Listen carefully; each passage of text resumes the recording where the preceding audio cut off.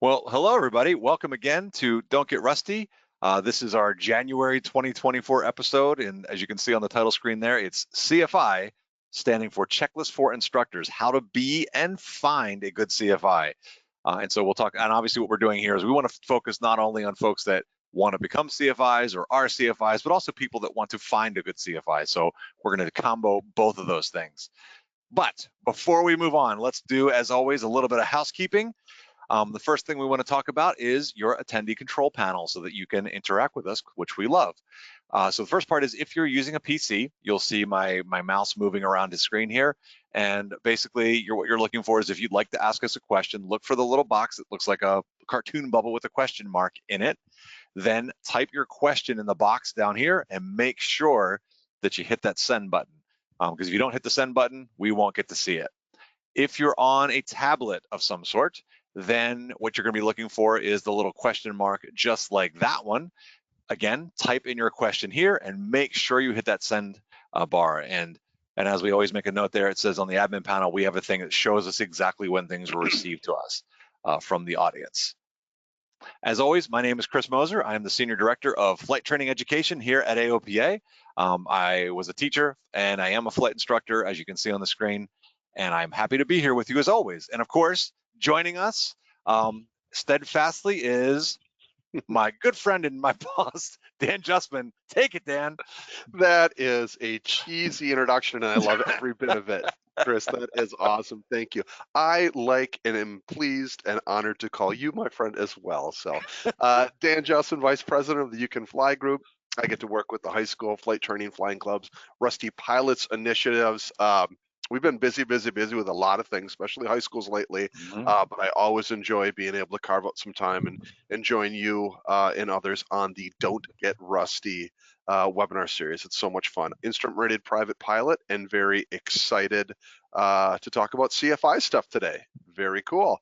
And I would like to then pass it over to our friend Stephen. Stephen, please say hello. Hello, Stephen. There it is.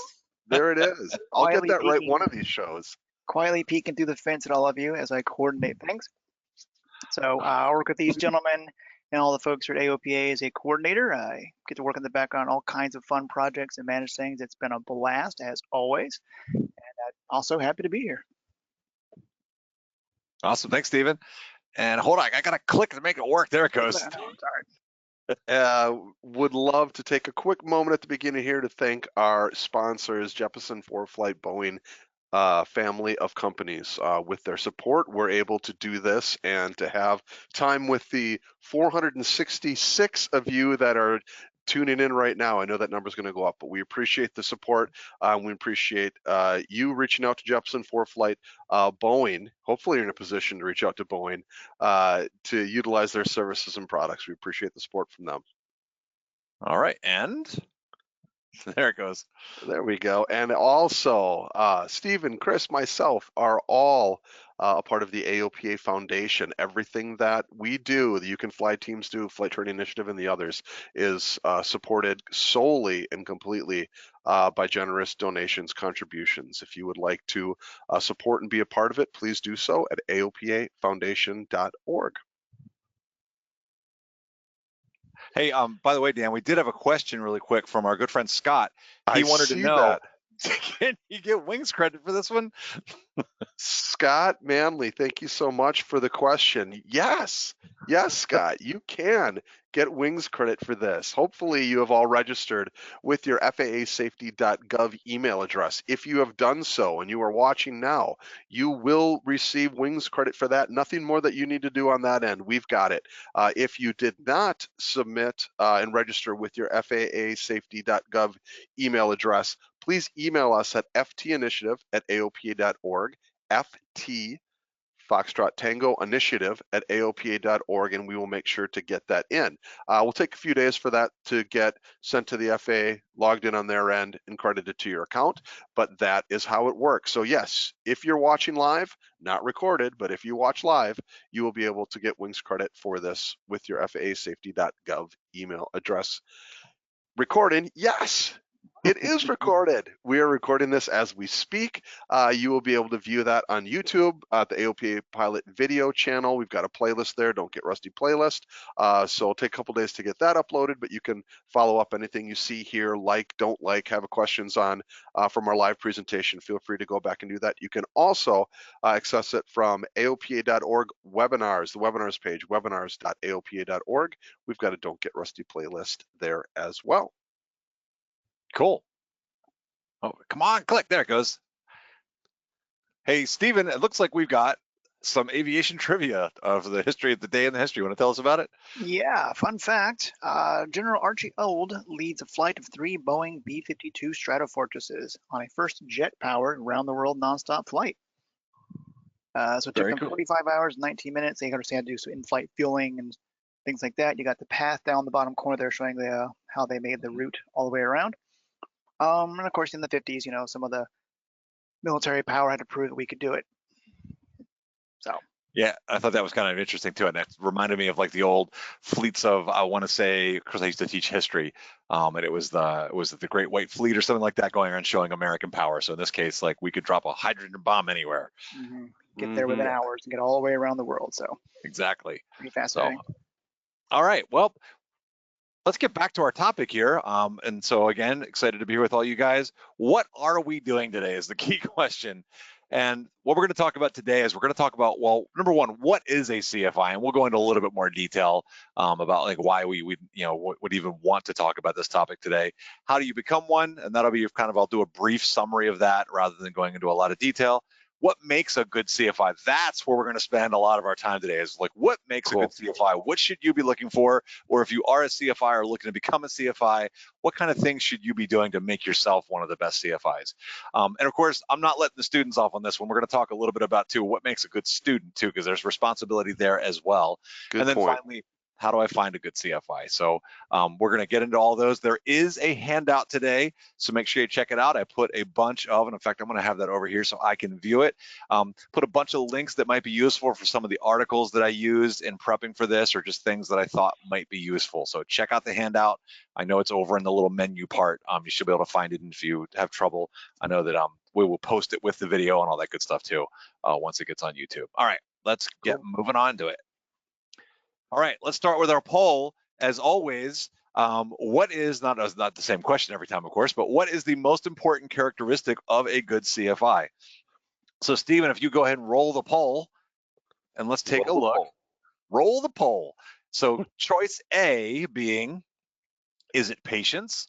Is it B, flying skill? And of course, we might think that many of these are important, but what do you think is the most important one? C, communication skills, D, knowledge, or E, a cool call sign, of course, self-proclaimed, not one that other people gave you. So what do you think? What would you pick on this one, Dan?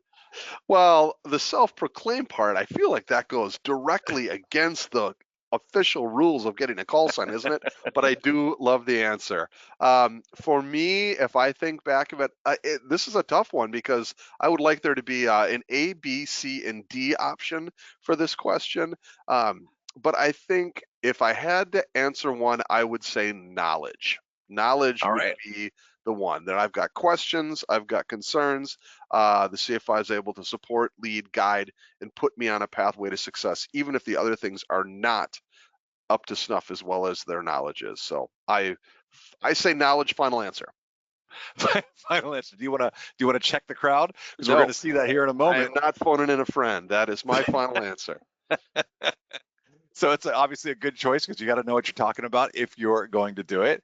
Obviously, like we can see these other skills too. You got to be patient, right? Because it's like if you're not patient, you could get frustrated, and that wouldn't be a good thing. And of course, you got to know how to fly to teach people how to fly.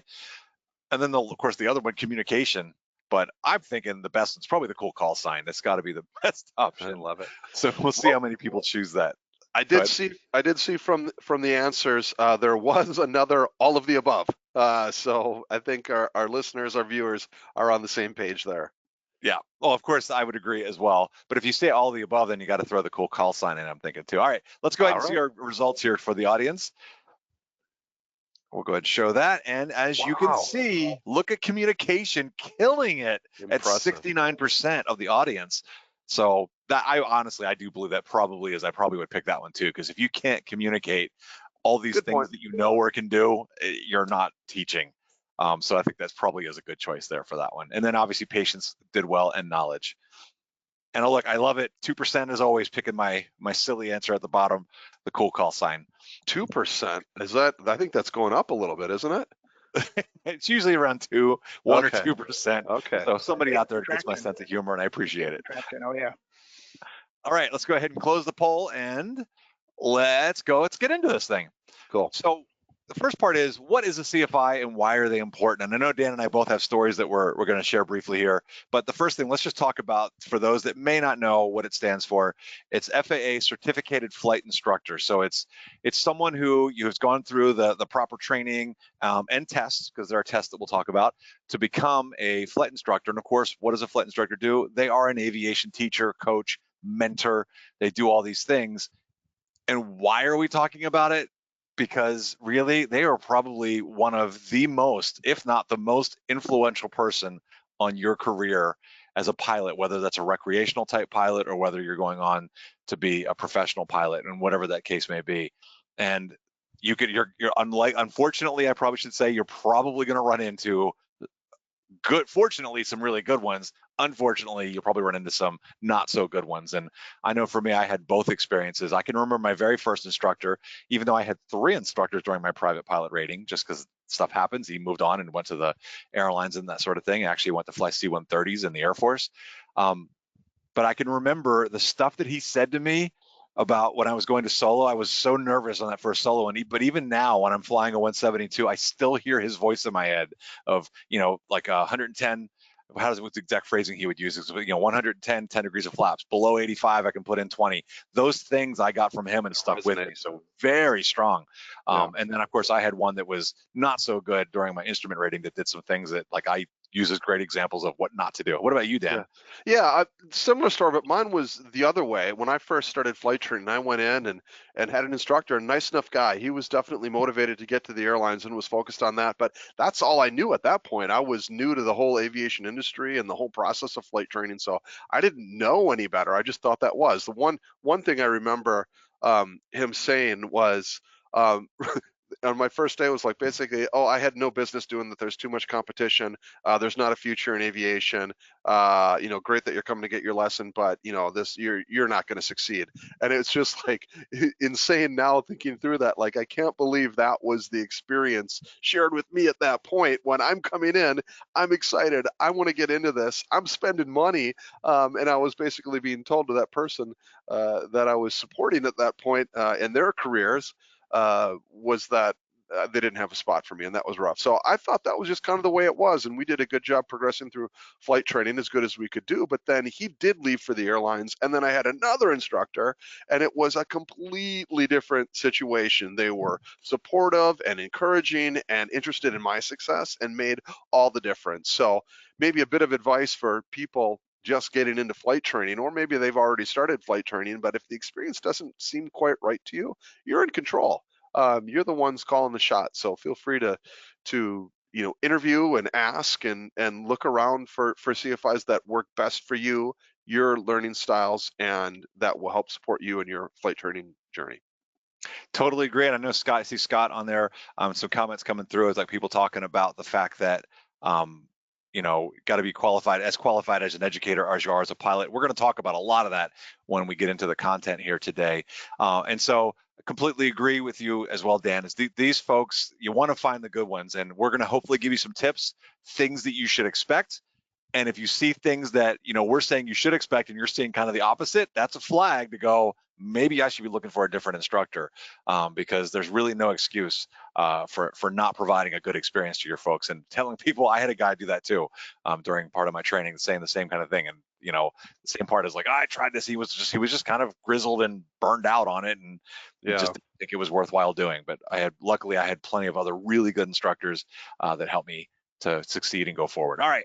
So that's why it is so critical, I think, to both be, if you are the flight instructor or becoming one, or find the best CFIs, because they make a huge impact on your aviation knowledge, your skill, and your future as a pilot. So really go find those good ones. We'll talk about that today. All right.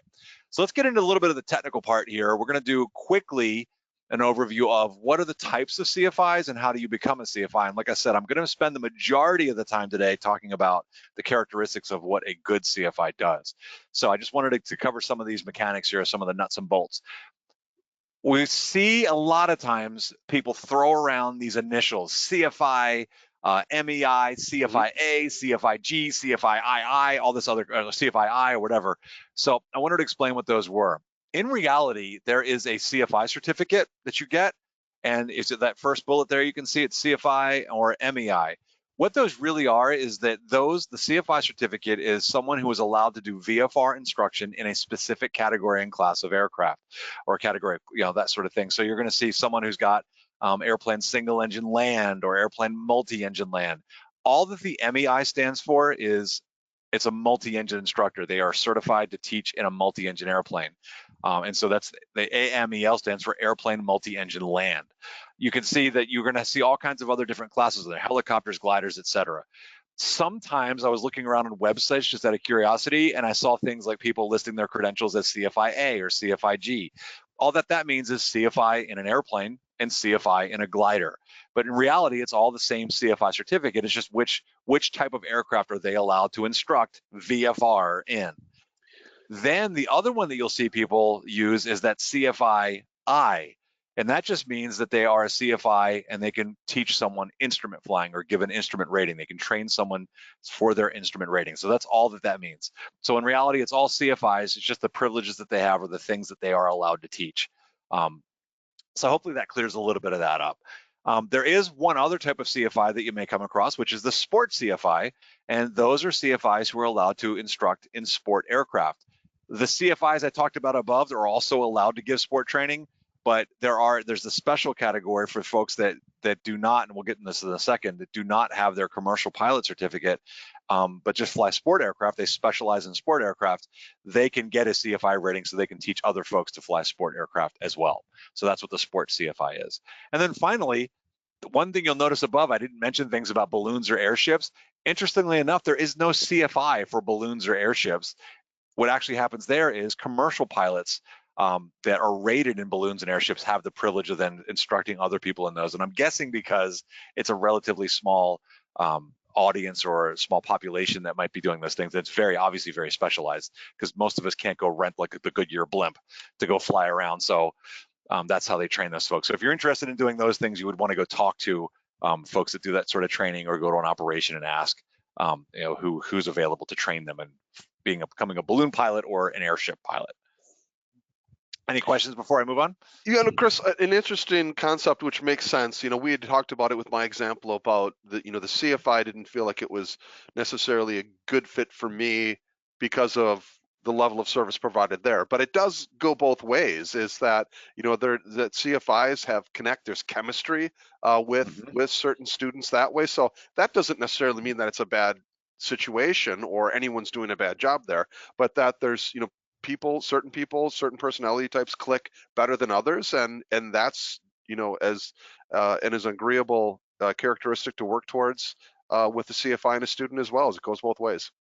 Yeah, I completely agree. And I know there's an article, and I'm going to talk about it near the end, that's on the handout. Rod Machado wrote an article about how to find a good flight instructor, and he mentions that in there is that you're absolutely right. You can have a perfectly highly professional, proficient CFI, but if your personality may not mesh, that's an issue too. So that's different. That's not saying the person's a bad CFI, just may not be the right CFI for you.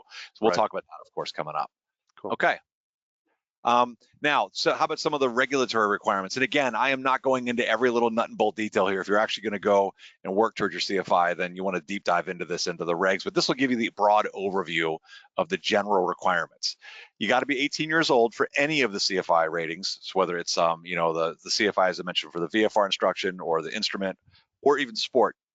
18 years old. You need to have a commercial pilot certificate, except if you're going for the sport CFI, then you just need to have your sport pilot certificate. You need 15 hours of PIC in time in the category and class of aircraft in which you're going to instruct. So if you're going to go instruct in 172s or Cessnas or things like that, you need to have 15 hours PIC in the airplane single engine land, for instance, and so on. So that's whatever when you're going to instruct in and going for. Just make sure you got that 15 hours. I know the sport actually has an hourly requirement too. I think it's 150 hours just of flight time plus the 15 hours PIC. FAA knowledge test, and again, check the regs. FAA knowledge test, you got to take a written test, which we're all familiar with. Good luck going for your private. There is a written test for the CFI. And I did mention, I saw somebody mention the ground instructor. Yes, there are ground instructor ratings too. I was talking about flight instructors today, so I didn't happen to mention that, but absolutely there is a ground instructor rating that you can do, and that's someone who can then, there's two types, actually there's three types.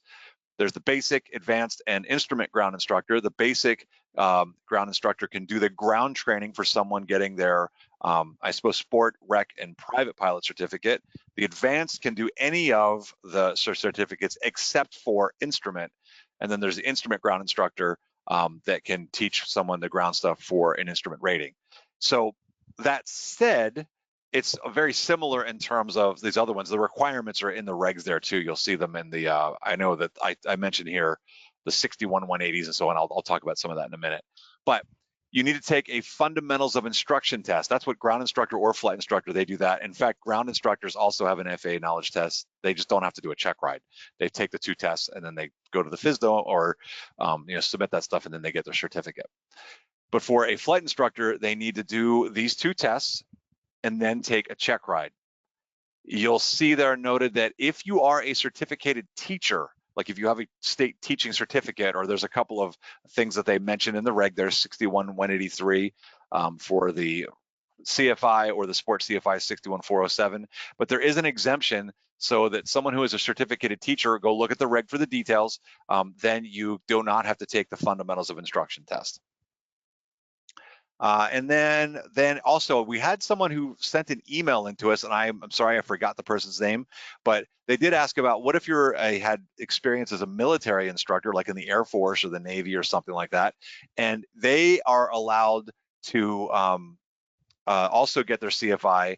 What they can do is they take the military competency instructor knowledge exam. There's a written test for them called the military competency instructor exam. There's also one for them to convert their military pilot ratings into civilian FAA ones. You take your military records and you make an appointment with the FSDO. I know the person asked about, give us some real world examples. Unfortunately, we didn't have any. I did talk to our pilot information center, and this is kind of the advice they gave me, which is get the exam, get your records together, and go chat with the FSDO, and they'll help you with converting that stuff over. Any questions before I move on from this one? No, I think we're good to go. We've got some stuff we'll bring in later. Okay. All right. Now, let's get into the stuff that I really wanted to talk about today, which is what makes a good CFI. But of course, before that, let's not let the students off the hook. Students need to do their due diligence as well. So here are some basic tips that I would talk about for a good student, a good flight student, or someone who just wants to become a pilot. You need to make sure you're studying and prepping at home. If you want to not waste time and money and you want to progress efficiently and hopefully quickly, you got to make sure you're studying at home. So if you're depending on the CFI, we often say in CFI circles is spoon feeding the knowledge to you. It's going to take a lot longer and it's going to cost you more money. So do your work, study at home. You will progress much faster than you would than if you don't. And you got to do the groundwork too. So don't just think you're just going to be just flying. There's that ground is a key and critical part of the whole thing. Make sure you ask questions. If you don't understand something, don't be afraid to ask. And a good CFI is going to make that an atmosphere that it's okay to ask questions. We really try not to make assumptions, because we know in aviation we have a huge jargon. And that's why I do my best, and I'm sure I am guilty of it at times, even in here on the show, that I do my best to make sure I explain what these acronyms mean, because we've got a bazillion of them in aviation. So I try to spell them out for you. So don't be afraid to ask questions. And if you hear an acronym, don't be afraid to ask, because guess what? Even me, it's like I've been doing this for a while and I work here at AOPA. There are people that throw acronyms around and I'm like, I don't know what that one means. And so I just ask. I'm like, what's that one stand for? So don't be afraid. Be proactive too. Don't be afraid. Like, be thinking ahead and be your own advocate. And don't be afraid to then say, hey, this is something I want to work on or what I want to do. Don't be afraid to be an advocate for yourself. Don't just depend. Don't be passive, I guess. And what I mean is just letting the school sort of take you along. It's good to be active as part of your training and your progress. And then finally, make sure you use the airman certification standards or the practical test standard, depending on what certificate you're training towards or rating, as appropriate. Because some of them, the latest version are the airman certification standards, we call them the ACS. Some of the ratings, sport for instance, has a PTS. And so the FAA is slowly updating those to all be airman certification standards when we get there. So we'll talk more about that later too. I'll show you an example. All right, go ahead, Dan. I think you had a question. Oh, just a little quirky note. Scott had asked how many zeros are in bazillion, and I just replied a lot. So I think we've got that one. We've got that one done. Yeah, we're covered there. Thank you. Did have one pop up that I should have inserted when we were talking about the FOI. And let me see if I can find it here real quick. These questions are coming in fast and furious. But getting the AGI is a good way to lock in your FOI so it doesn't expire. Yes. That's a good one. So if for some reason you're working towards your CFI and you think there might be a delay, because sometimes it is difficult, challenging, I should say, to get through. A good one is in fact, I did that. Here's a little tip. When you go to take the knowledge exam for your CFI, or if you're going for your instrument instructor, whatever it may be, take the associated ground one, because the tests are very similar. So you can knock out 2 at one time. So you literally just take them back to back. That's what I did. And then when you go and get your FOI done, then you can go ahead and just apply for your ground instructor certificate. And now you have that certificate. You will no longer have to worry about your FOI exam expiring, because normally you've got 24 hours, 24 months that the tests are good for. That's going to keep you busy for sure. Yes, 24 hours. Do you know if university professors are exempt from the FOI? I believe so. That's why I said, in fact, I'm like 99% sure that they are. Okay. That's why I go and double check the regs and you can see it, but it does talk about the various types. I didn't want to get into all the little nuts and bolts there, but it is in those regs. 61-183, I think I mentioned, and then it was like 61-40. What the heck was it back here? I go back one, 61-407. So you'll see it goes into more detailed language there. Okay. Good note. Somebody did mention here, Thomas, I want to thank you. Actually, for ex-military, it's better to go to a few specific DPEs or designated pilot examiners with your records once you pass that military competency instructor exam. He says it's 125 questions, 70% pass to pass it. The FSDOs do not know their own rules, which is sometimes that can happen if you got to find the right inspector. So there could be confusion. It says Shepherd Air website has all the tips and tricks. Trust me, go that route first. So that's a good tip too. And I do know one thing I'll throw out there too is I know that there is a flight school down in, I want to say it's either the Carolinas. I believe it's the Carolinas. I don't remember which one, but they're called MIL, M-I-L, number 2 to 8, so MIL 2 ATP. They specialize in helping military pilots transition over to get their ATP. I am sure that they will be able to help you with that too, if you wanted to contact them. So, okay, let's move on. Now, what makes a good CFI? And I'm just trying to watch my time here to make sure we can hit all these good highlights. What I'm going to do is I'm going to speak and use the basic framework, although I have sort of pushed in or sprinkled in, let's say, some other things, and sometimes just some of my own opinions as well, or other things that I've observed over time here at AOPA. But the core is coming from this thing called the AOPA Flight Training Experience Research. There is a link on the handout, so you can go check it out yourself. And it was done back in 2010, and they went and they did a study of folks who had gone through flight training and identified key areas and factors that helped create a good flight training experience. It goes way into detail, describes how they did the study, well, lots of detail. But what I did was I'm just going to hit the 4 big areas that they identified. Number 1 was educational quality, 2 was customer focus, 3 was a sense of community, and 4 was information sharing. So I'm going to use those as kind of the guideline as I walk and talk through these characteristics. So I've kind of used the core there, and then there's some other things I've added in from some of the other articles that I found, and also my own observations here at AOPA. So the first one, educational quality. Oddly enough, the thing that came across as the most important when it came to CFIs of being a good CFI and providing a good experience was providing good educational quality. Not surprising considering that they're your teacher.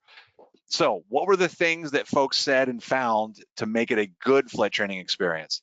Well, number 1, CFIs need to be prepared. So you should expect your CFI to be prepared for the lesson, be well planned. It shouldn't be a situation where you show up and they're like, what do you want to do today?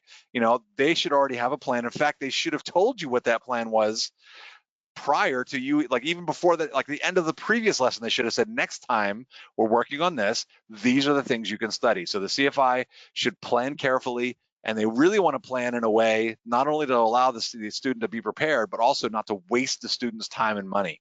So be efficient, be prepared, and in fact, I'm going to hit on that kind of theme that comes up several times in here.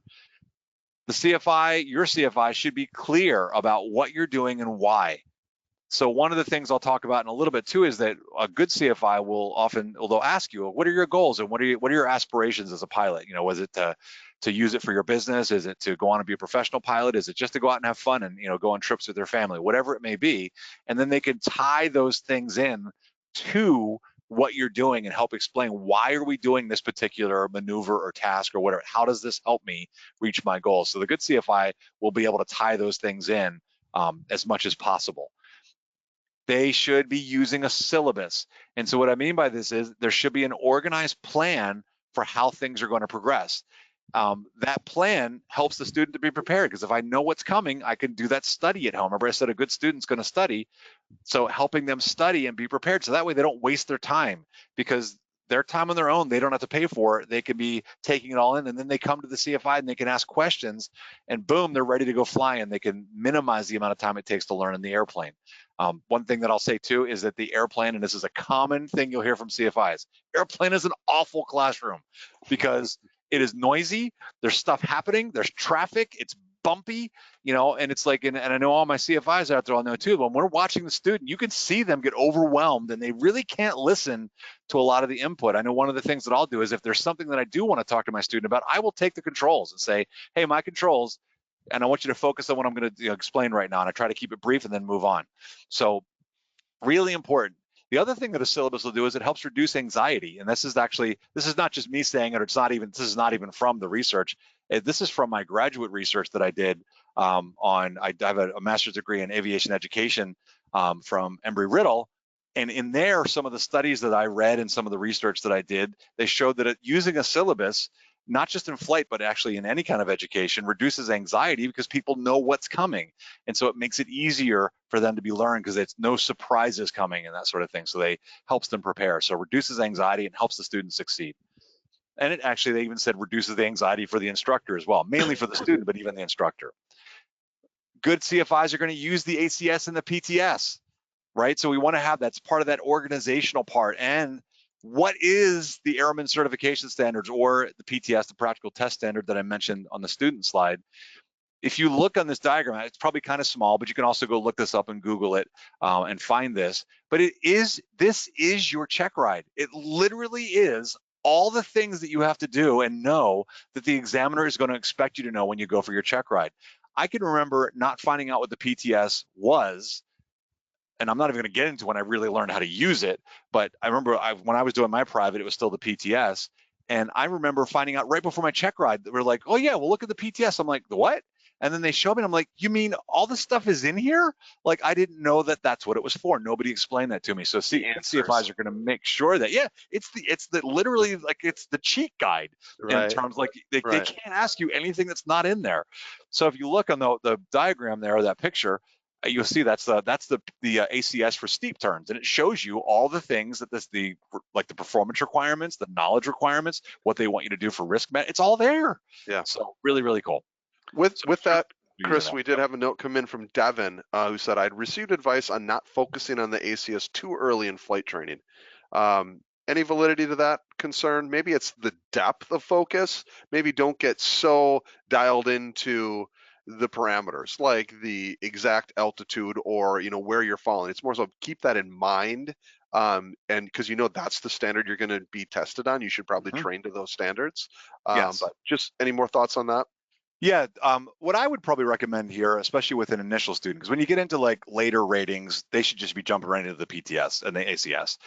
But I agree with you that what I would say is that I would right away introduce the ACS and what it is, right? But am I going to expect a brand new student pilot to be even remotely holding things like, no, not yet, but I at least want them to know, hey, here's this guy. But what I'm going to do is I'm going to introduce it progressively and over again and kind of guide them in, because that was the mistake that I think my instructors made with me. Is they kind of said at the very beginning, here's this huge stack of books, and the PTS was there. I didn't know what it was for, and it was like so overwhelming because I also had the FAR AIM printed out and my textbooks and the knowledge. It was so much to read that they were just like, sure, study all this stuff. Well, they gave me no guidance on what I should be focusing on and how to prioritize.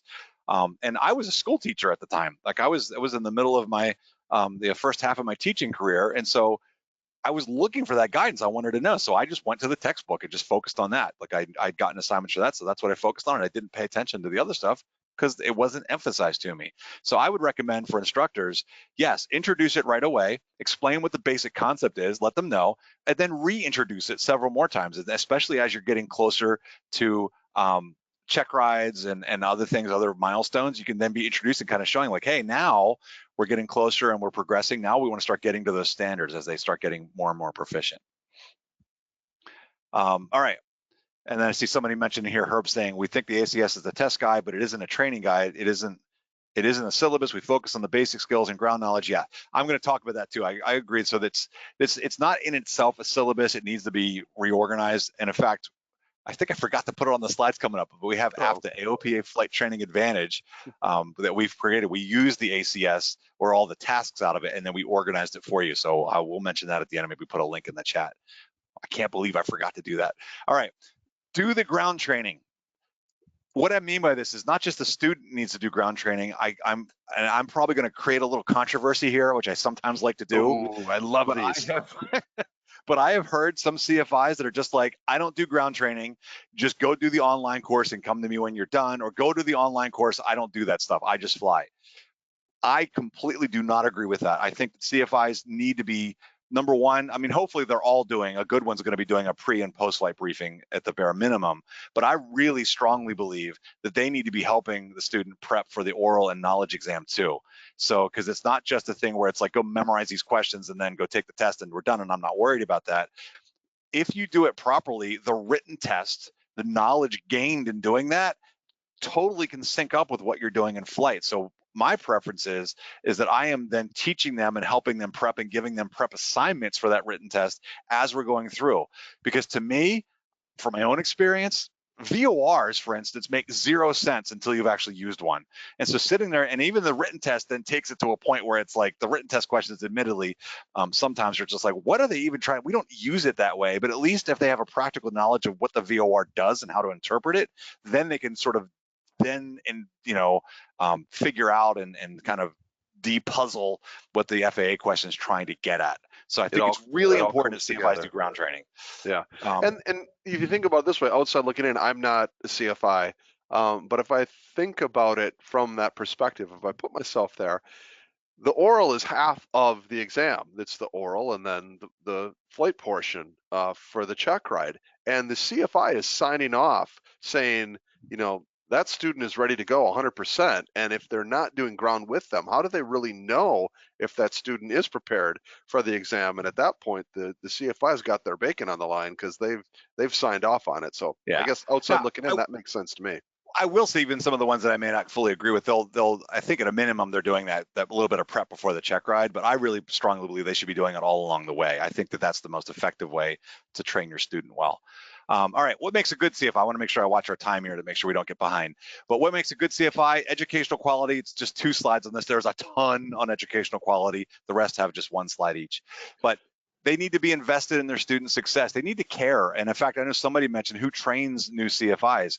It actually is a CFI. I think there might be some exemptions for if you're on a 141 program, but for the typical Part 61 training, it's a CFI that's been instructing for at least 2 years are the ones that are then eligible to train an initial, someone going for their first CFI certificate or that first one. So I've done that before. I have actually trained new CFIs, and the one thing that I remember I had a group of instrument instructors that I was training. I had 3 of them, and I can remember one of them even said to me, like they were really kind of worried. They're like, I'm not sure that I know what I'm going to be doing, or I'm not sure that I know I'm going to be able to do this, because of course I have this teaching background, right? So for me, the teaching part was a little more intuitive because I'd experienced it and I'd done it for a while, but they were brand new to it.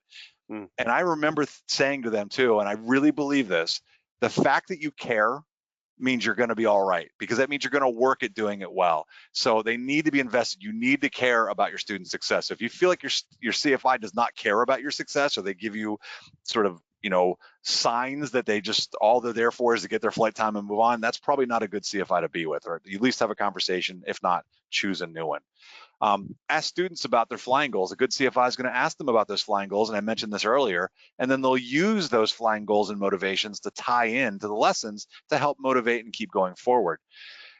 Train safe. Now, here's the part I saw people mentioning, like using just the ACS or those sort of things, or the syllabus. I strongly believe here that a good CFI goes above and beyond that. They don't just train to the ACS or the PTS. We need to be training safe and proficient pilots, and that's not just the ACS or PTS minimums. Right. Luckily the ACS incorporates risk management into it now, but you really need to be preparing them. Like I'm really hardcore about, you need to know all your emergency procedures, not just the ones the ACS asks about, right?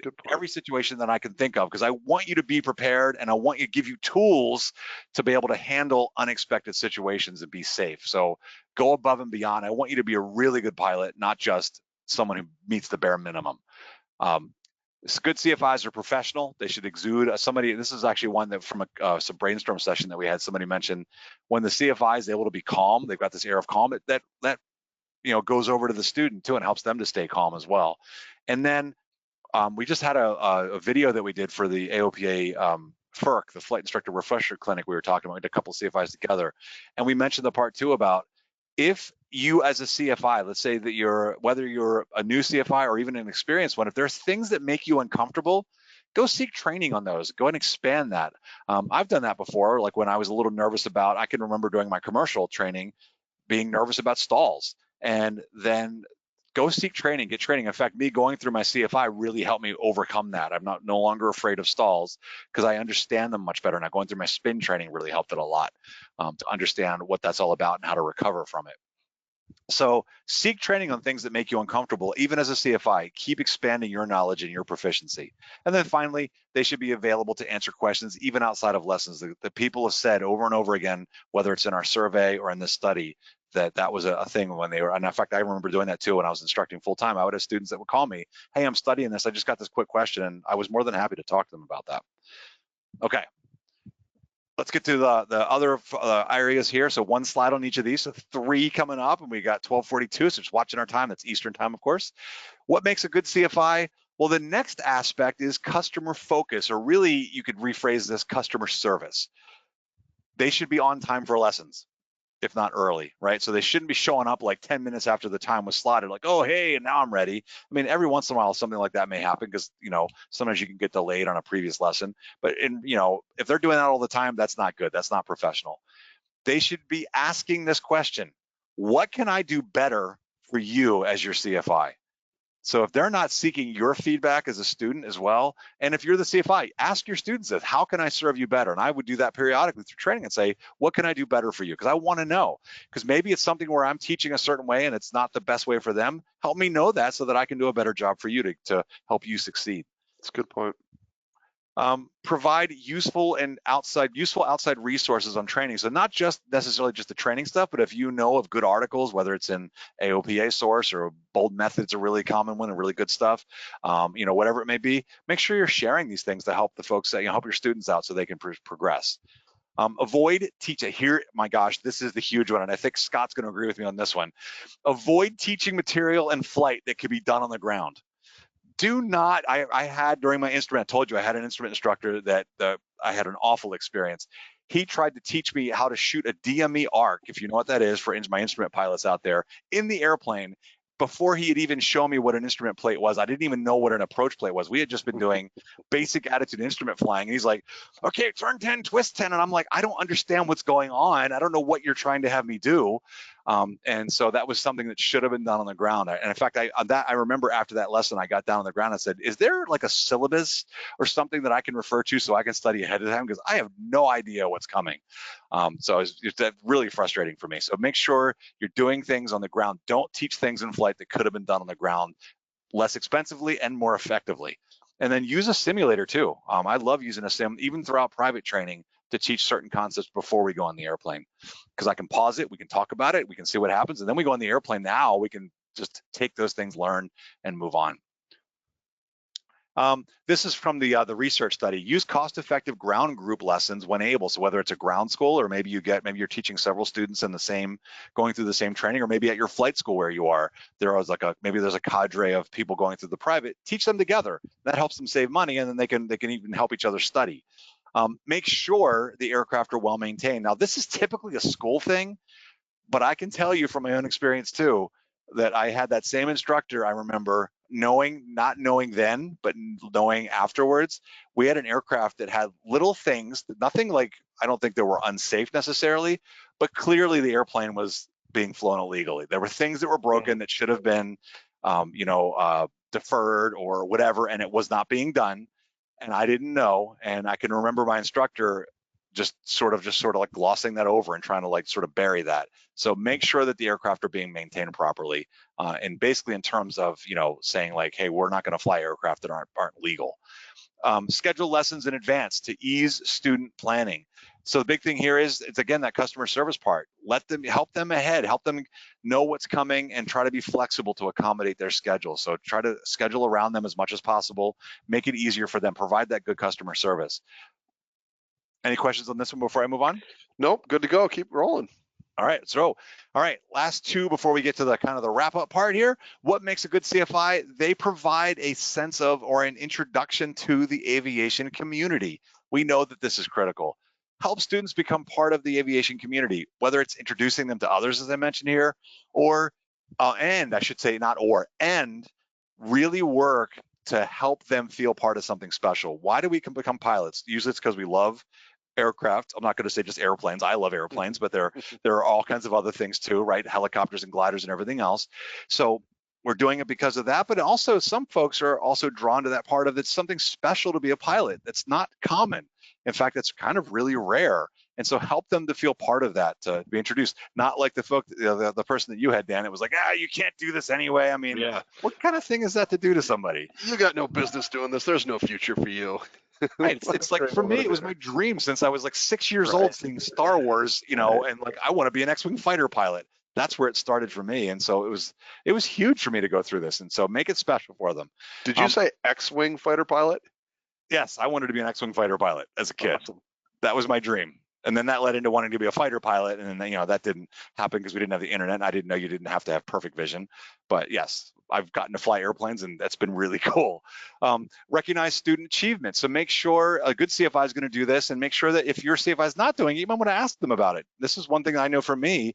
I was teaching full time. I was in the middle of the school year. And I remember when I soloed, it was like, I heard stories later about people cutting T-shirts and all this stuff. I just remember it was at the end of the day, because I was coming after school was over. The flight school was already closed by the time we were done. I soloed, and it was kind of like, okay, good job. And that was it. And so I was excited. I was really just blown away. And I remember just being surreal. But I had none of this stuff about a photo taken or any of these things. Do these things for people. The good schools will do that. They'll put photos up on their Facebook, or they'll do the T-shirt thing and cut it, and whatever the tradition is, or if you're doing it, start one and celebrate those milestones for people, whether it's a certificate, a photo, whatever it might be. So do something, really recognize them for what they're doing, because these are big moments in our aviation lives and careers. All right. The last one is share information. So a good CFI is going to be sharing information according to our study. So that means provide a realistic estimate of the time and cost to earn a certificate or rating. So know that it is based on reality. We know that for a private, it's typically between about 60 and 70 hours. In general, that's usually what we think the national average is. And how much is that going to cost in terms of what you do the training at your school? So don't try to pull the wool over somebody's eyes, but sell them the value of what that is and be honest about it. Share student success stories. And one of the things, I've seen this in multiple places doing the research today, provide references. So go to your past students, and you should be able to ask that CFI, can I talk to some of your past students? and you should be able to provide this. If they're like, no, don't talk to any of my past students, that's probably not a great sign. It's like, what's going on there? So be willing to provide those, and ask your students that you then finish with if they'd be willing to be a reference for you going forward. Here's an interesting one, because I saw somebody mention a comment as I was just kind of looking through. Hey, there's somebody there. It says Moises, I believe, X-Wing. Say, you're with me, X-Wing pilot. Man, I'd love to fly an X-Wing. Disclose qualifications and experience level. So I know this is particularly for the new CFI, where I remember being nervous about it too. It's like, do you want to let them know that I'm kind of like, I'm like this, am I fresh meat in a sense of, I don't know what I'm doing. Don't be afraid to tell, don't be afraid, share your expertise and qualifications, even if you're just starting as a CFI, that's okay. And in fact, some people say, well, is it better to have an experienced CFI? Is it bad to have a new one? I don't necessarily think so. I think it's good to know if you have a new CFI. Number one, they tend to be really excited and very enthusiastic because they're really excited about doing it, right? Because as you go on for a while, it's like you try to keep that up, but it's like, as you do it over and over again, sometimes you'll lose a little bit of that. So they have that enthusiasm, but also just know that they're going to be learning with you, and that's okay. Just be aware that they're going to be kind of learning how to teach as you go along. And the best thing that they can do is go to their mentor CFIs, go to their experienced CFIs and ask questions, and even not be afraid to then have you fly with one of those experienced CFIs if they're having a hard time getting something across to you. And that's even with experience. Experienced CFIs will do that too. I'm having a hard time somebody getting this. Hey, why don't you fly with Joe over here or Sally or whatever it might be, and a lot of times just that other person giving that little bit of different way of teaching it, all of a sudden the light bulb goes off. So don't be afraid to do that. Introduce your students to the DPE, or the designated pilot examiner. This is the person that gives the check rides. It's often a scary thing to not know who they are. So try to make the opportunities happen so that your students, and if you're the student, try to learn, see if you can get an opportunity to meet them, because it's like when you actually meet them and get to know that they're actually human, it takes a lot of the fear away from the check ride, so that it's not quite so scary when you kind of already have met them a couple of times and okay, I know this person's good, and that they're going to be fair.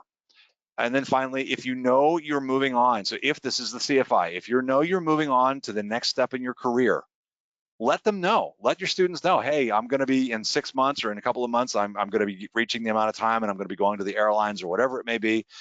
Don't be afraid. And in fact, in one of the slides coming up, I've got Rod gave some example questions. And one of the questions he asked is, ask your CFI when you're looking for a potential CFI, are you going to be moving on soon? And if so, do you necessarily want to skip that person? Maybe not, because maybe they're such a good CFI that even a little bit of time, Rod mentions this suggestion, a little bit of time flying with them could be invaluable to you. And then you can just plan for that transition when that person leaves to go to the next CFI.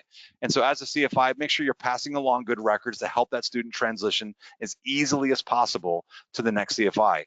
I had 3 during my private, and each time there was no transition. And so the next person had to figure out where I was. But if you can make that transition happen, it's going to help. Hey, Chris, interesting point here is just as important it is for instructors to encourage their students and not discourage them. A challenging time that happens is that there may be a time where you have to tell a student that flying may not be for them.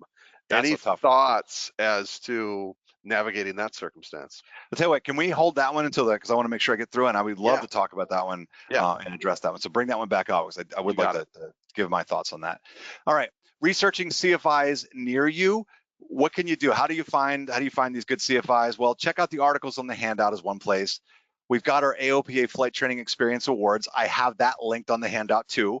So every year we go through, and based on customer feedback that we put out in a survey, is then some CFIs earn awards based on the feedback we get from their customers. So that's a good place to start. Not guaranteeing that might be the right CFI for you, but it's probably a good place to start. So go check them out. Ask your local DPE. Who are the good CFIs? They're going to know. They're going to know the people that send them students that are well prepared and that do a good job, and they'll get that feedback. So check with your local DPE. I'm sure they could give you some ideas of who the really good CFIs are around your area. Get references from other pilots that have flown with these different CFIs, or other students that are training at those schools. Ask them who the good ones are. And then I mentioned NAFI and SAFE. These are acronyms for two flight instructor organizations, and they are written out on the handout: the National Association of Flight Instructors and the Society for Aviation and Flight Educators. They have lists of CFIs. Folks that join those organizations are probably pretty, engaged in wanting to be a good instructor, so that might be a good place to look as well. How do you find them? Go visit your local flight schools. You can check out the AOPA Flight School Finder. I've got a link on the handout as well. My biggest advice here, and in fact, there's two things coming. There's these next two bullets. Fly with a couple of CFIs before you pick one. I use the analogy all the time. If you wouldn't go get somebody to fix the roof on your house without talking to a couple of different quotes. You're going to spend about as much money on your flight training. Fly with a couple of different CFIs before you make your final decision. Even if the first one you're amazed by, say, hey, I want to just go and I'm going to fly with two other people and just see who's the best for you. Because there's a really common thing that happens in flight training is that the person you're randomly given the first one, you kind of make this bond with, and you're like, okay, that's my CFI. Don't assume that. Don't do that. Make it straight up front. I'm going to fly with a couple of people before I make my decision on who I'd like my CFI to be, and who's available. And then use your previous knowledge. I have talked to teachers who went through the same thing that I went through, because I was like, I remember going through it, and you're like, this doesn't seem to be like the way that we were taught to teach. And I thought, well, this just must be the way it's done in aviation. I'm telling you right now, it is not the way it's supposed to be. It is not true. You know what good teaching or bad teaching is, I'm sure, from going through school. You know from dealing with businesses what good customer service is and bad customer service. I saw somebody mention earlier the part about answering the phone. Yeah. Exactly. They need to answer the phone and call you back. The same rules apply in aviation. Do not let them slide with substandard practices on these things. Hold them to it. They should be providing the same level of service and the same quality of instruction as a good teacher that you've had in the past as well. You should expect that. All right. Last bit here before we wrap it up at the end and then get to our questions is, how do I find a good CFI? I love Rod's article. He does a really nice job as well. And these are some of the ones that I didn't include. Here are some questions. He provides both the questions and lots more than this. These are just some that I picked out.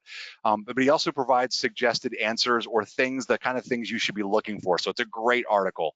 So check it out. He asks things like, ask the potential CFI, tell me about your best or worst students. Because if what they describe as their worst student sounds a lot like you might, or you're thinking like, that doesn't seem very fair, that might be someone you want to avoid. What difficulties might I encounter? So look for things like that, and you give suggestions, things like, oh, none of the students know how to, they never seem to be prepared. It's like, well, why aren't they prepared? Or they never can land. It's like, well, then why aren't you able to teach them land? So what's going on? How many hours to get to solo or check ride if I train and study consistently? Remember, there's a student part of this too, and get an idea. If they say it takes 50 hours to solo, if you're training consistently, that's not right. It should really be under 20 probably on average. Definitely, certainly under 20 hours is reasonable to solo.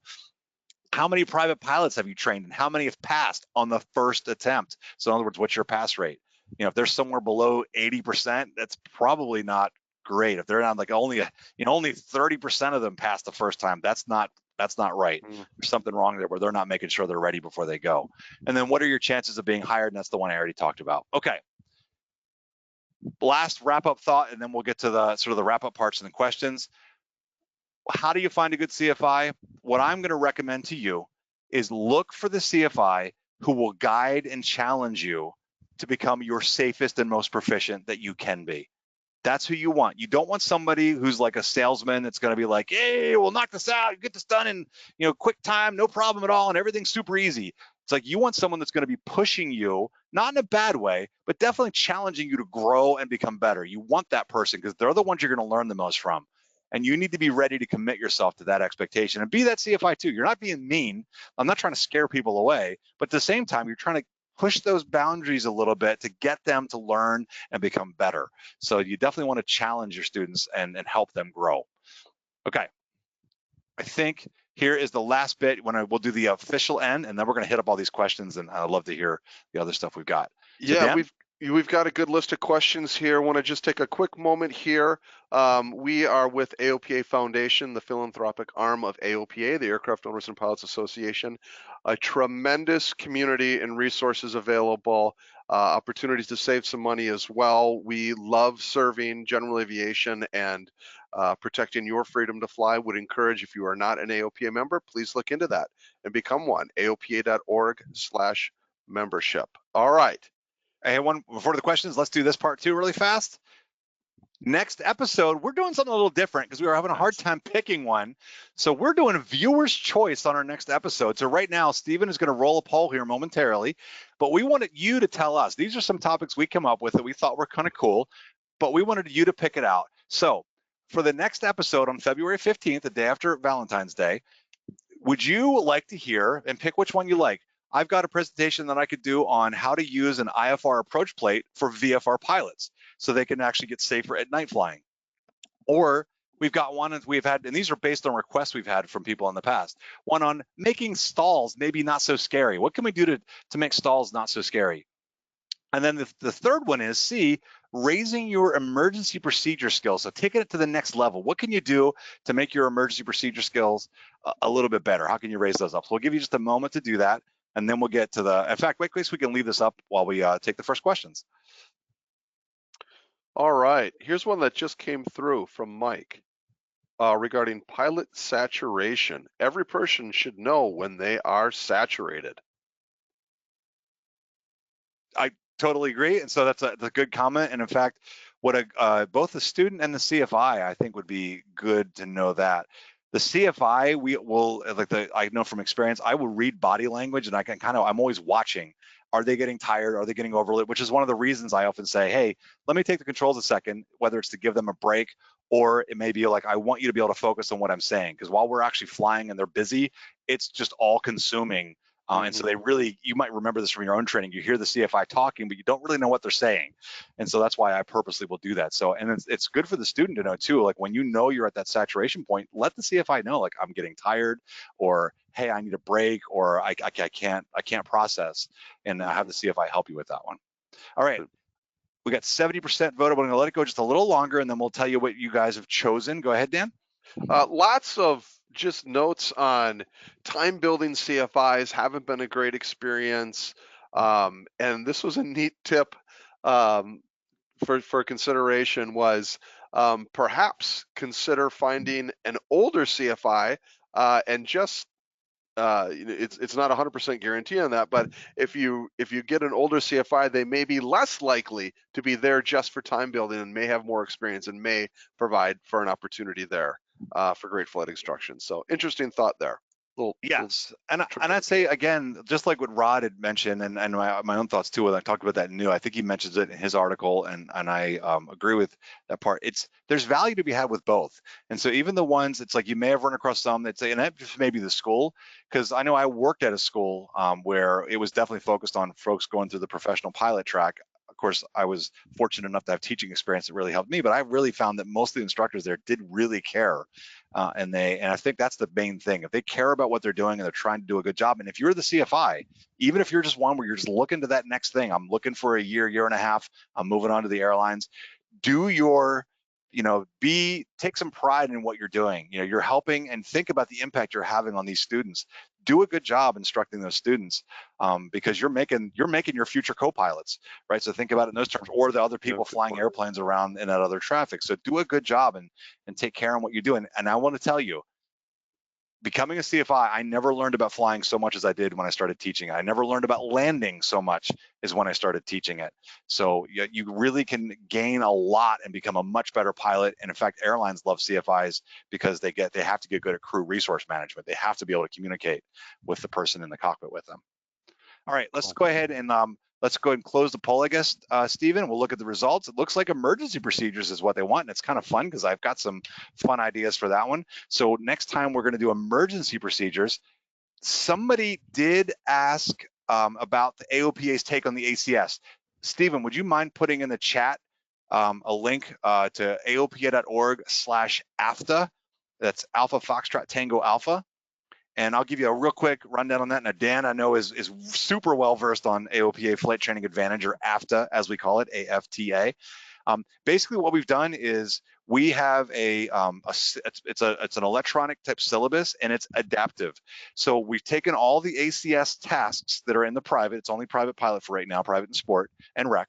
And we have all the ACS tasks in there. And what happens is that there's the basic first lesson, and then as you progress, the CFI is in there, and they use an iPad app to grade you during flight. As you progress, the system then pulls the next activities based on your progress. So rather than being a static paper syllabus where lesson 2 and lesson 3 and lesson 4 or whatever are always the same for everybody, this one actually adapts to your progress. So it's really cool. It is free for the CFI or the flight school to use. If you're the student who wants to use this program, and you'll see that on there, you need to get your CFI or flight school to use it because they're the ones that will invite you into it. For the student, they do need to be an AOPA member, which I'm hoping most of you already are anyway. So you need to be an AOPA member, and then with your AOPA membership, AFTA is free for your use with that membership. So hope you check it out. Dan, you want to mention anything else about it before we go to the next question? I think you did that well. Is our time right for that episode? It's probably supposed to be 1700 Zulu. Is it set? Are we switching by then in February? It's not daylight savings change by then, is it? Or do we have the wrong time on there? Is it 1700? We screwed up, didn't we? Is it the Zulu part that we're right? Yeah. It's 12 Eastern. We'll go with that. Let's check our Zulu conversion because I may have used an older PowerPoint template when I was making this and didn't check that. So 12 Eastern time. Focus on that, and we'll make sure it's updated on the announcements that go out. Awesome. Very cool. Lots of really good stuff here. We had a question about AFTA. Can you register with AFTA as an aspiring CFI? Yes. Absolutely. Yeah. Go in there, take a look. We're not going to check against the FAA database on there. Please do go ahead, look in there. When you're ready for the CFI, go ahead and use it with your students. I think that's perfectly fine. All right, so now these questions are really coming in fast and furious. What was the one that we had first that I skipped over? It was about, I want to hit that one. The person had asked about, oh shoot. You remember that one? Yes, I will find it. I've got, oh yeah, important not to discourage students, but also when the time comes, you may have to tell a student that flying is not for them. Hopefully that is the super minority. I did have that happen once to me especially when I was instructing full time.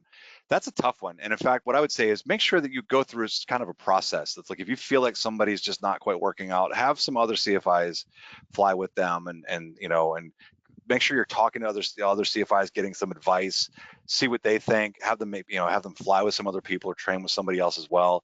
Just make sure that it's not just a miscommunication part on your part. But yeah, that's a tough conversation to have. I don't want to go into any details talking about, things that happen with me, but it's like occasionally, like I said, I had one person that definitely had a personality trait that was going to make them unsafe. They definitely had a reaction to instruction in the cockpit, and they'd come to me after several CFIs as well, and they just had a hard time. So that was just not going to work. So that's tough when that comes up, but sometimes we got to do the thing to make sure everybody stays safe. Yep. Good. So, all right. Interesting question from the liability side. A senior independent CFI had written, worried about liability through flight reviews. What can a CFI be sued for in that front? So just an interesting question there. Yeah, now, unfortunately, I don't think I'm versed enough to handle that one well. I would definitely direct you towards our aviation attorneys we've got here. We've got that pilot protection services plan where you can ask. So it could even begin with, if you're an AOPA member, give us a call at the Pilot Information Center, chat with them. And then if you decide it might be worth your while, we've got that pilot protection services, which has a legal protection thing for CFIs. There's also CFI insurance that you can purchase just for those reasons. And I think, don't hold me to this, but check the insurance policies. I know that various companies have them, whether it's Assured Partners or a Vemco or other ones. They'll have that instructor insurance, and it kind of goes along with rental insurance. If I'm not mistaken, and again, I'm going to say right now, do not hold me to this, but I seem to recall that even if you've done instruction in the past, as long as you're current, you keep your policy current. So in other words, even if you've instructed somebody in the past, and ask the insurance company this question, but I want to say, let's say you instructed somebody last year, nothing bad happened, you go ahead and purchase a policy now, and then something happens after you've purchased the policy, I think you're still covered for that. So it's not like you had to have a policy during that time, you just have to have a policy when something happens. But again, please check with the insurance company on that one. Good note. Why don't flight training facilities, colleges, et cetera, utilize AGIs more? The thought process is they wouldn't necessarily be looking to build time as much. They're in it to win it. They're there to support. Wondering why that's not more of a norm. Any thoughts on that? I have heard of it's. I think it's more of an issue of, and I'd have to go look up in the airmen. In fact, I know somebody asked how many are there out there, how many CFIs are out there, and it's like 80 some thousand. You can look that up. There's a thing called the U.S. Civil Airmen Registry, and it has all the numbers of certificated pilots and instructors, and ground instructors would be there as well. I don't know the number of ground instructors off the top of my head, but yeah, I feel like there's not as many necessarily doing it, and you've got to do a little bit of marketing on your own to go get those jobs and drum up the people for the ground school. For the when it comes to like a college or university, I didn't work in one, so I don't know the inner workings of that. But my guess would be that they probably are using their CFI cadre. And I know for me, the school where I worked, it was the senior instructors that were the ones given the opportunities to teach those ground school slots. I got to do it after a while, after I became a check airman. And even after I was a check airman for a little while, it took me to get that slot. And I really loved it. I really enjoyed teaching the classroom stuff with my teaching background. So I love doing that. So my guess would be is they're probably just using their CFI cadre. And I think if you look, I'm going to guess that a lot of the CFIs did what I did, which is to go get your ground instructor certificate as you're going through CFI training. So they'll often have both. So straight up just ground instructor, I don't necessarily can't answer that question, but they certainly are allowed to do it. But like I said, my guess would be is they're probably rewarding their flight instructor cadre by giving them this ground instructor slots. Yeah, that makes sense. Regarding commercial, what can, as a commercial pilot, is there anything that you can train with just a commercial pilot certificate? Just that airship and balloons, if you're rated on those types of things. Otherwise, commercial pilots are not allowed to do any other kind of training, like official giving training of that sort. Gotcha. Very good. This came from Thomas. I've been told that I can take my CFI initial check ride with an FAA inspector for free. Besides the cost benefit, are there any other advantages of doing this? What about disadvantages? Okay. Usually the disadvantage that people will say is fear. That's normally what it is because you're going with the FAA. Yeah. I can tell you, I was a dummy. I instructed full-time for a good while there, and then I flew professionally. And then I decided I wanted to go back to teaching, and then I was busy teaching, and I actually had taken my flight instructor refresher course online, but I was busy teaching and doing lesson planning and things, and so I didn't do it till like the last day. And then I ran to it was out when I was out in Arizona. I went to the Scottsdale FSDO and I had my certificate, but what I found out was I had to have sent that to AOPA to do all the processing. And I was kind of like, whatever. And I let my CFI expire. That was dumb. I shouldn't have done that. So then later, a couple of years later, I decided I wanted to get back into it. I needed to go get my CFI back and I had to take a check ride. I went with the FAA. And I have to tell you, it was no big deal. The guy was totally friendly. I went to the FSDO and did my oral part there of the exam, and then we went and flew. So it was really no big deal. So disadvantage, some people are usually afraid because they're like, the FAA is going to be super strict or whatever. I think I would just ask around and see what experiences that people have had. It is for free. I think scheduling is hard, probably harder because they're busy and it's not like the DPEs are running a business, so that could be difficult. But I would probably just check around because I think the fear is you're going to get some inspector that's like the hardcore going to fail everybody inspector. And I think that's what people think. But that was not my experience. That's only an anecdotal sample of one. But cool. We have a military background best practice for consideration. Military pilots were not allowed, at least in this circumstance, to train a given emergency procedure unless they briefed it before the flight in the pre-flight briefing. Thought that was an interesting. Yeah, and in fact, I would say that's a good practice for anything. You should be briefing things beforehand anyway. Yeah. And one thing I'll throw out there is I think some CFIs are like, well, I want to surprise the student with the situation. I guarantee you, even if you brief it ahead of time, it's still going to surprise the student. I do a thing where on takeoff, I've done this with experience. I've done it with other CFIs when doing flight reviews and things like that. And what I do is at the end of the runway, when we're in the run-up area, we do our or our takeoff, like after takeoff briefing. In other words, what are we going to do all the emergency if we have trouble on the runway after we lift it off? It's like we have no runway remaining, all that sort of. We brief what we're going to do. What are our emergency procedures during takeoff? And one of the ones that we say is like they'll go through and they'll say, if I see anything abnormal on the runway, I'm going to pull the power to idle and put on the brakes. And I even ask, I will say, so can you, oh, sorry, I missed that. Can you repeat that one again? Anything abnormal, I'm going to pull the power and put on the brakes. And I go out there. And so what I will do is as they are starting to apply takeoff pressure, I'll just start pushing on the rudder, right? And what do you think? What did you just say? You said you were going to pull the power and put on the brakes. But usually what happens is they sit there and they look at you like, what's happening? So that they still get surprised by that. So yeah, definitely brief it ahead of time. They're still going to get surprised. Gotcha. The qualifications for an LSA instructor seem far less rigorous than those for a CFI. This person has also said, I found I'm not alone, that LSAs are quirky and even more difficult to fly than heavier aircraft.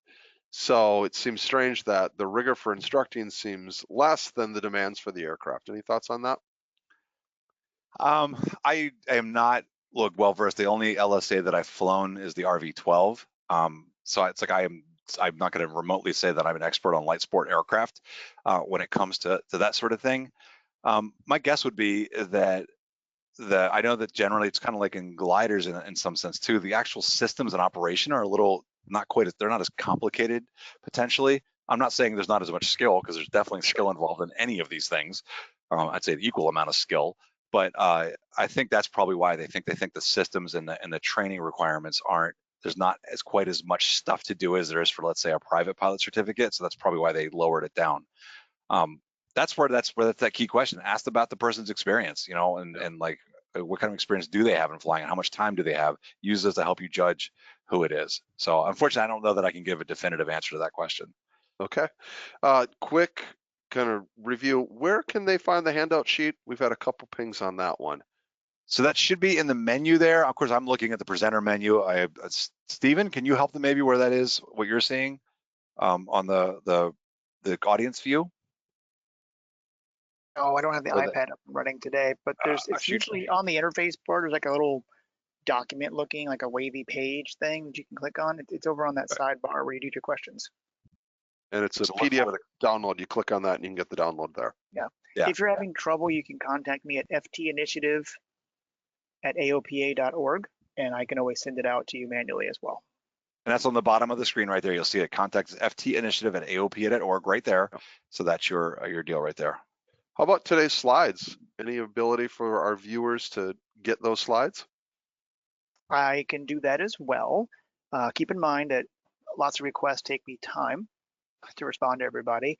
When we post it on the YouTube channel, we do also include a link to a database where you can download them. So I always make them available through the little chat, like description part on the YouTube channel as well when the video goes live there. Cool. Awesome. Check it out on YouTube if you don't get it emailed. That makes sense. Great justification for doing group ground lessons, being a part of it from the student's point of view, is that you don't know what you don't know, and someone else may ask a question that triggers an area that you could use some support and maybe have a misunderstanding of, or just haven't even thought about approaching that. So I thought that was a neat perspective there. Absolutely. And I think that's the value of group study too. It's like helping each other that way. In addition to the ground school, you can help each other train. Yeah. All right.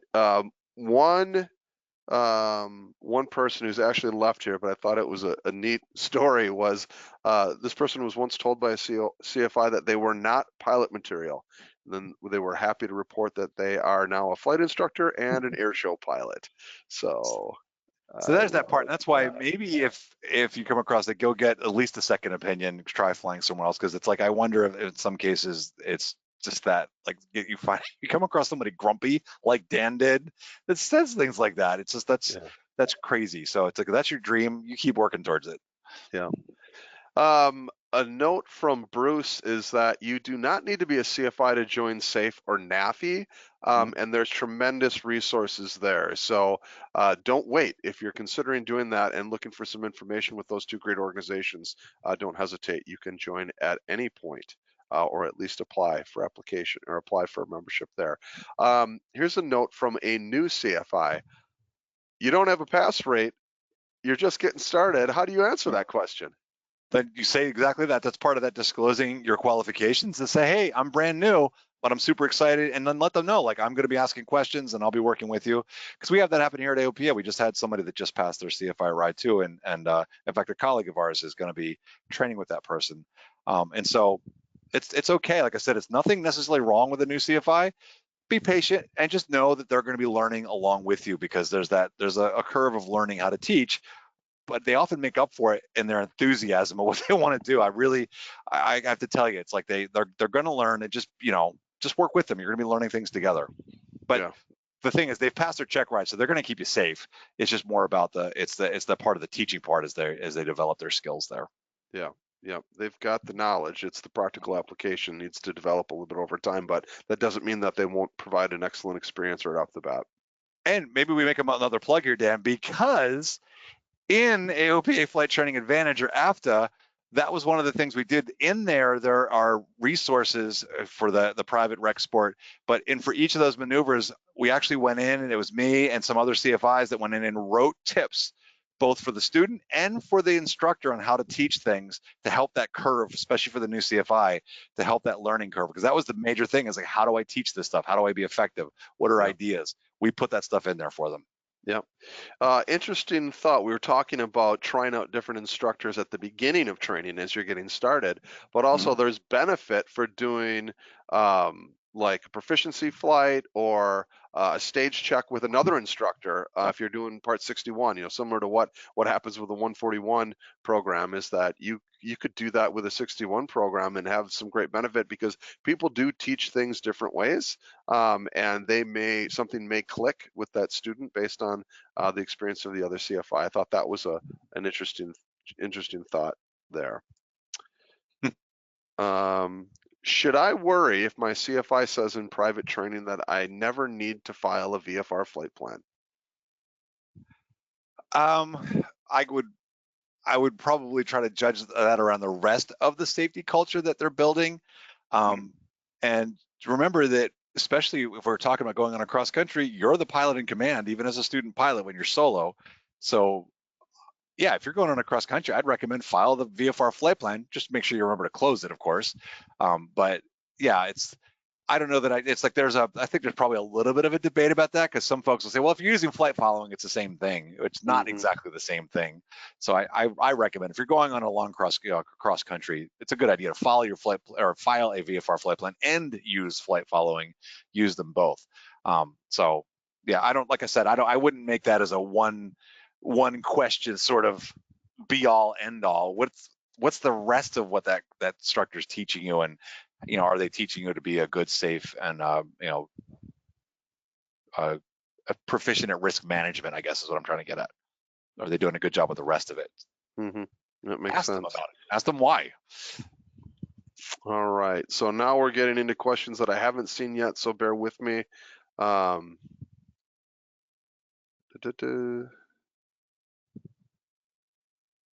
there special skills for a CFI teaching an older, rusty pilot with a lot of ratings but not recent experience?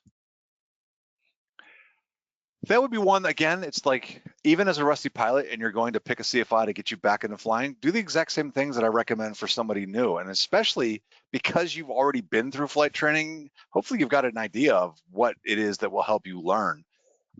Are there necessarily special skills? I think, other than patience and having a good organized plan, I don't necessarily think so. Just make sure it's somebody that you relate to well. So it's like, if you'd rather fly with an older, I'm assuming you're older of a rusty pilot, or maybe somebody more your age, that's fine. But there's also value in flying with somebody that's younger too. So I would just go, maybe talk to a few people, maybe fly with a couple, and see who really seems to connect with you well. It's like, it's going to make you feel comfortable and help you proceed. And the other part I always say with rusty pilots is that same advice: find somebody who's going to challenge you, not somebody who's like, oh, it's a flight review, 1 hour flight, 1 hour ground, we're done. Don't. Like, make sure, especially if you're rusty, you're going to take somebody that's really going to challenge you. And I will say, for the rusty pilots out there, the one thing to keep in mind too is that typically the CFI is probably going to sign you off before you feel like you're ready, because they're going to see the proficiency already there, and it's going to be more of your confidence that needs to grow. So they're probably going to say, hey, you know what, I think you're ready, I'm going to sign you off, you just need to go around and practice on your own a little bit more. But then don't be afraid to ask them to keep going and flying with you, to help you build that confidence back up. Gotcha. Can you provide primary flight instruction with basic med? Yes, you can. I was amazed. Basic Med, you can do all the normal instructor stuff that you normally would do. You're allowed to do with Basic Med. What certifications are required to teach in a simulator? Just a simulator. To teach in a simulator it's just the CFI. It depends on what you're doing, what you're logging it for. If you were logging it, let me rephrase that a little bit. If you're logging it towards training, it would need to be the CFI that was training towards that certificate. Okay. The one thing to be aware of, if you are working on your private pilot certificate or your initial pilot certificate like rec or sport, but it's specifically the private because there is some time where it's a flight by reference to instruments in there. That needs to be done in an airplane per the regs. That doesn't mean you shouldn't be using a simulator, but there's a little bit of time that can be logged officially towards your training, but that instrument time, that hood time cannot be logged in a sim towards your private.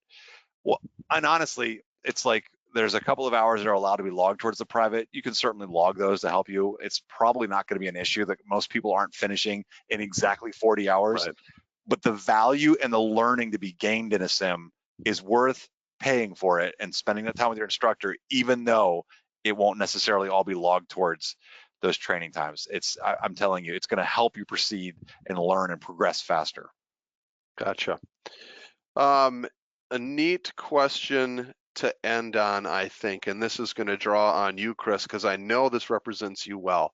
But take a minute to just talk about the personal feeling of reward and satisfaction you get as a CFI when you get a struggling student when they finally get it. Oh my gosh, it is so exciting. I know there's the part there's so many things like that have happened. I'm specifically thinking right now of like when you solo somebody, you were nervous because you're going to get out of the airplane. You're like, did I teach them everything, and try to be really careful? But when they accomplish it and you see that smile on their face, it feels so good to know that you helped them with that. The same thing when they get through a cross country or a check ride or whatever it is huge. And I'm going to tell you right now, it's still, when I instruct today, I still learn from my students. I learn new things all the time because I end up learning new ways to communicate something, because every student I like to say they're like a puzzle, and you've got to figure out what is it that I need to say, or how do I need to say it to get you to get what I'm talking about. And when you figure that out, that's really rewarding too, because you're like, I was able to help you, I was able to get you to get it, and then I log that into my my little bag of tricks and things like that. By the way, I did see, and that's so if you're thinking about doing it, go do it. It is definitely worthwhile. It's something you enjoy doing, whether it's ground training or whether doing flight training, whatever. I love teaching. I've been teaching my entire life, so to me, it's like the greatest thing ever. I see some people asking about the passport codes. Yes, we did not provide a passport code, because Stephen, do you want to give us a quick update on that before we wrap things up? Oh, I'm still trying to learn exactly what the issue is. So the app developers are making some changes to the passport things and some updates to it, and I've seen some like testing stuff pop in it recently. But something with the codes being tied to our program is causing some data issues. So for the time being, that is suspended for us. We're not going to get codes for our program specifically. They're still doing them for physical locations, but for our program, it's not available for now. Okay. However, I'm hoping to find out more, but that's all I know for now. But Stephen, however, can they still get Wings credit for this webinar? Well, they can still get Wings credit for this program. Yes. Please don't inundate me with emails. It will happen. I pulled a list of everyone who attended. As long as your email you register for the program matches the email you use for the FAA, you will get credit. And how much time should they give you? Because it's not just you that does it. You get the list together, and then you have to get it to somebody who then submits it to the FAA for us. How much time should they be giving to expect those things to show up? It'll be several business days, which doesn't count the coming weekends. It'll probably be like Monday, Tuesday of next week when they'll start to come through. Cool. Okay. So give Stephen a little bit of time. Yeah. Remember, as long as you've registered with that, just like he said, with that FAAsafety.gov email, you're good to go. You're going to get it. If you don't see it by next Friday, that's when you want to check in with Stephen and let him know. If it's that long, something went wrong. Right. And he's able to go in and look that up, and we can get that sorted out for you. So no worries. But give Stephen a little bit of time to get that done, because it's not just him, it's other people that have to also do their part for us to make that happen. Yes. All right, cool. And we're dealing with the FAA, so yeah. Yes, and there's that part too with their computer system, all that good stuff. All right, so we're about to wrap it up. next episode, February 15th, we need to fix the Zulu time or the UTC, but February 15th, 12 o'clock Eastern time. I never pay attention to whether we're daylight or standard. I just call it Eastern time, so I don't have to worry about it. But we, by viewer choice, we will be prepping one, Raising Your Emergency Procedure Skills. We'll come up with a catchier title than that. We'll put out in the announcements. But that's what we'll be doing, and I'm excited about that one because I got some fun ideas that I'll share. So I'll probably do a little bit of. We've done one of these in the past, back a couple of years ago. So I'll probably be bringing some of that content back to review because it's going to be applicable. But I've got some cool things that I can share with you guys that I think will be fun. And I hope you enjoy it. So we'll hope to see you there next time. So Dan? It's all good. Okay. All right, guys, I was waiting for the slide. I thought you were queuing me up. I'm like, well, that's it. What do we have next? That's it. That's it. That's the whole thing. Yeah. Awesome. All right. Well, everybody, thank you so much for being here, and we will hopefully see you next time.